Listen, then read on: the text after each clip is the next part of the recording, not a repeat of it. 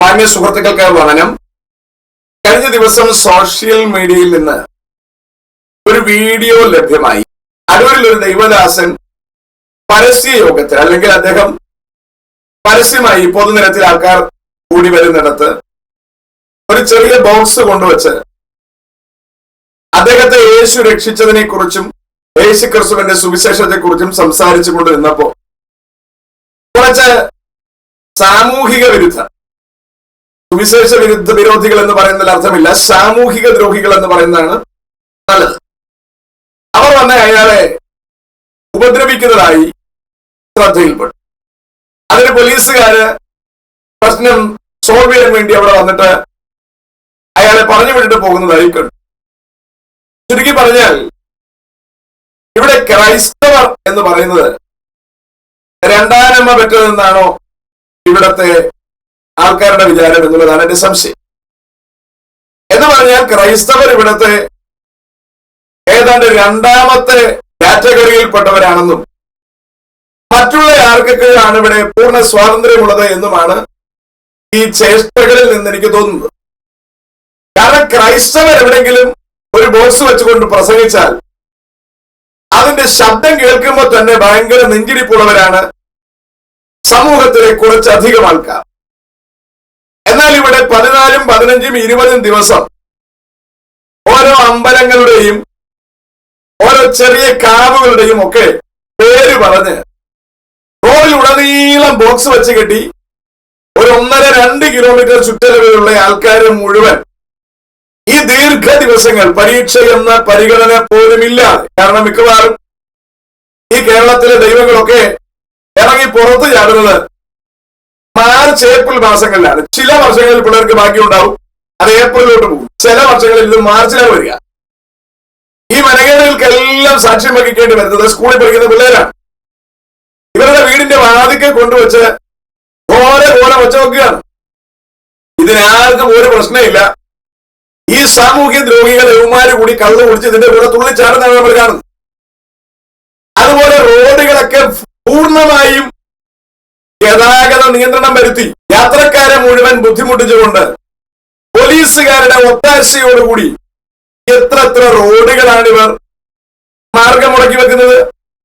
ഒരാൾ ഹോസ്പിറ്റലിൽ കൊണ്ടുപോകാൻ കഴിയാത്തൊരവസ്ഥ, മാന്യമായി ആൾക്കാർക്ക് റോഡിലൂടെ യാത്ര ചെയ്യാൻ കഴിയാത്ത അവസ്ഥ. ദൈവങ്ങളെ അങ്ങനെ നിങ്ങൾക്ക് കൊണ്ട് കാണിക്കണമെന്നുണ്ടെങ്കിൽ കാണണമെന്നുള്ള ആൾക്കാരെ ഈ ദൈവങ്ങൾ ഇരിക്കുന്നിടത്ത് കൊണ്ട് കാണിക്കൂ.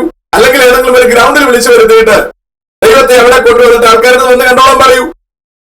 വർഷത്തിലൊരിക്കൽ നാട് നീള റോഡ് നീളെ ഇറങ്ങി നടന്ന് മറ്റുള്ളവർക്ക് യാത്ര തടസ്സം ഉണ്ടാക്കി നാട് കാണാൻ വരുന്ന ദൈവത്തെ നമ്മളെന്തിനാണ് ചുമന്നുകൊണ്ട് നടക്കേണ്ടത് കാര്യം? അപ്പോൾ എനിക്ക് പറയാനുള്ളത്, ഇവിടെ സുവിശേഷകർ എന്ന് പറയുന്ന ആൾക്കാർ റോഡിൽ എവിടെയെങ്കിലും ഒരു ചെറിയ ബോക്സ് വച്ച് 10 മിനിറ്റോ 15 മിനിറ്റോ സുവിശേഷം പറഞ്ഞിട്ട് അയാൾ അവിടെ നിന്ന് പോകാൻ നിൽക്കുമ്പോ അവരെ അടിക്കാൻ പറയുക, ഇവിടെ യൗമാരുടെ ആളാണെന്ന് പറയുക, ഇവിടെ ഇത് പറ്റില്ല എന്ന് പറയുക, അവരുടെ മൈക്രോഫോൺ പിടിച്ചു മേടിച്ച് നിലത്തടിക്കുക, അവരെ വേദപുസ്തകം പിടിച്ചു മേടിച്ച് ദൂരെ എറിയുക. ഇതിനൊക്കെ ഇവർക്ക് ആരാണ് അധികാരം കൊടുത്തത്? ഇത് ഗവൺമെന്റിന്റെ ഒത്താശ കൂടി ഇതിലുണ്ട് എന്നുള്ളതാണ് പ്രത്യേകത.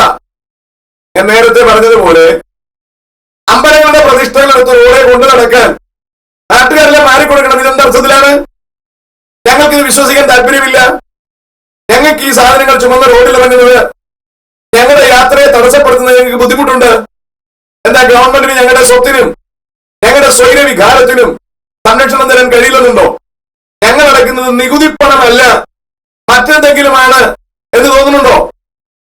നമ്മൾ തരുന്നതും നികുതിപ്പണം തന്നെയാണ്. ഇനി കൃത്യമായി ഇവിടുത്തെ നിയമങ്ങൾ അനുസരിച്ച് പോകുന്നത് ഇവിടുത്തെ ക്രൈസ്തവൻ മാത്രമേ ഉള്ളൂ. ഒരു കൺവെൻഷൻ വെക്കുന്നെങ്കിൽ അവർ കൃത്യമായി മൈക്ക് ഓർഡർ എടുക്കും. മൈക്ക് ഓർഡർ എടുക്കുന്നത് മാത്രമല്ല, കഴിയുന്നിടത്തോളം മൈക്ക് ഓർഡറിൽ അനുവദിച്ചിട്ടുള്ള ബോക്സുകൾ മാത്രമേ വെക്കാറുള്ളൂ. എന്നാൽ പോലും പ്രശ്നമാണ്.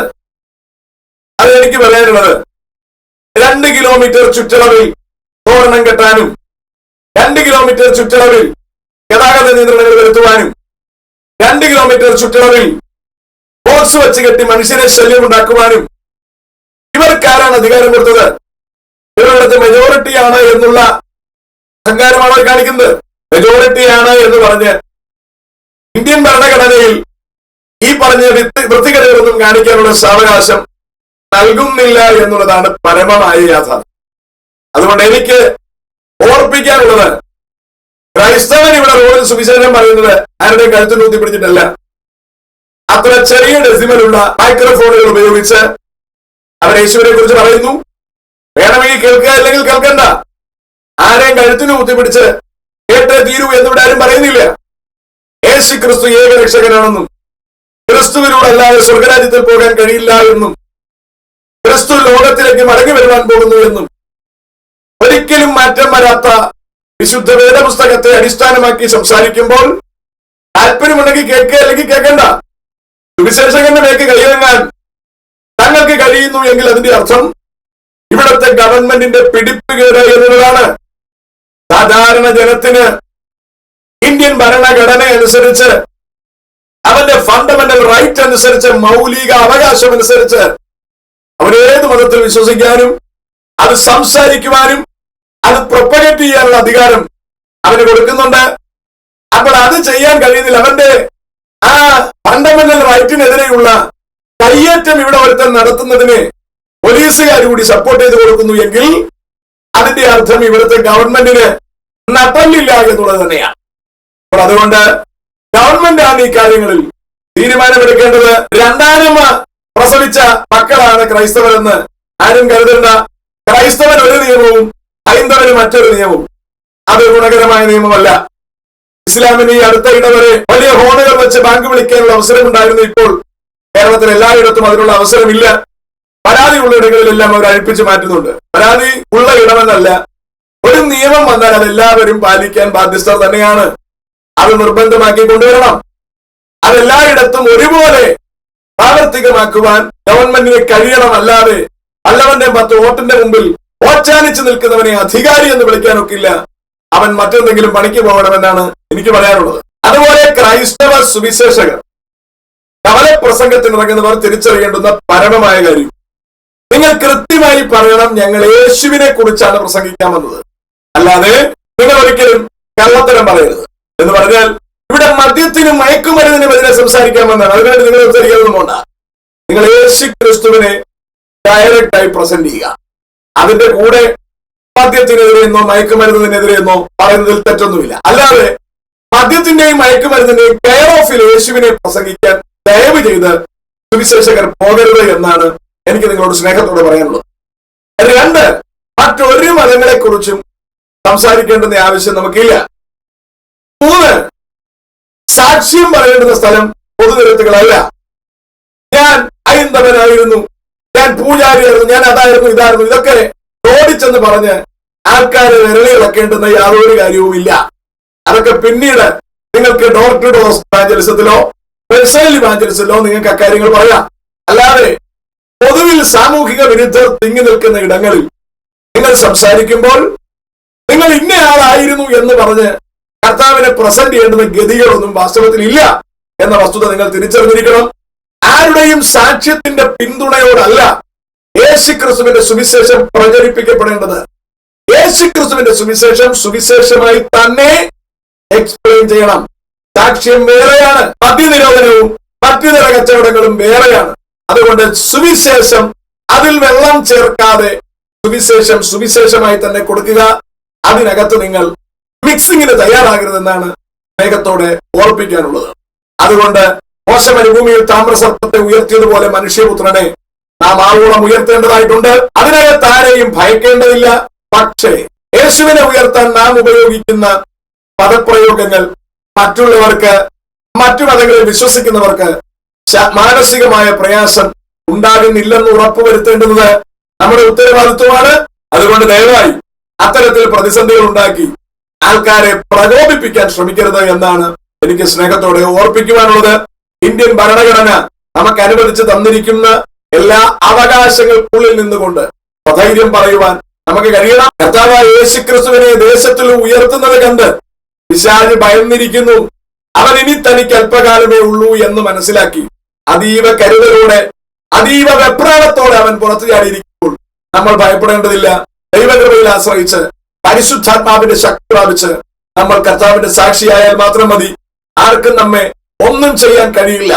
നെബൂഖദ്നേസർ നിർത്തിയ ബിംബത്തെ ആരാധിക്കാത്തത് കൊണ്ട് തീയിലേക്ക് എറിയപ്പെട്ട 3 ബാലന്മാരുടെ കൂടെ 4-മനായി ദൈവപുത്രനായി ക്രിസ്തുവിനെ നമ്മൾ കാണുന്നു എങ്കിൽ നാം എവിടെ പോയാലും, നാം ഏത് തുറങ്കിൽ അടയ്ക്കപ്പെട്ടാലും കർത്താവ് നമ്മോടുകൂടെ ഇരിക്കും എന്നുള്ളതിന് സംശയമൊന്നും തന്നെ വേണ്ട. ദാനിയേലിനെ സിംഹത്തിന്റെ ഗുഹയിൽ നിന്ന് വിടുവിക്കുകയും യോസേഫിനെ കുണ്ടറയിൽ നിന്ന് വിടുവിക്കുകയും ചെയ്ത ദൈവം നമ്മെ അനാഥരായി വിടുകയില്ല എന്ന് പറയുമ്പോൾ, ഞാൻ ലോകാവസാനത്തോളം നിങ്ങളോട് കൂടെ ഉണ്ട് എന്ന് പറയുമ്പോൾ ഭയപ്പെടേണ്ടതില്ല. പ്രത്യാശയോടെ, വിശ്വാസത്തോടെ, ദൈവകൃപയോടെ പാമ്പിനെ പോലെ ബുദ്ധിയും പ്രാവിനെ പോലെ നിഷ്കളങ്കരുമായി മുൻപിലേക്ക് പോകാം. ലോകത്തിലെ സകല ജനത്തിലേക്കും യേശുക്രിസ്തു എന്ന ഏക രക്ഷകനെ കുറിച്ച് പരിചയപ്പെടുത്തുവാൻ തയ്യാറാകാം.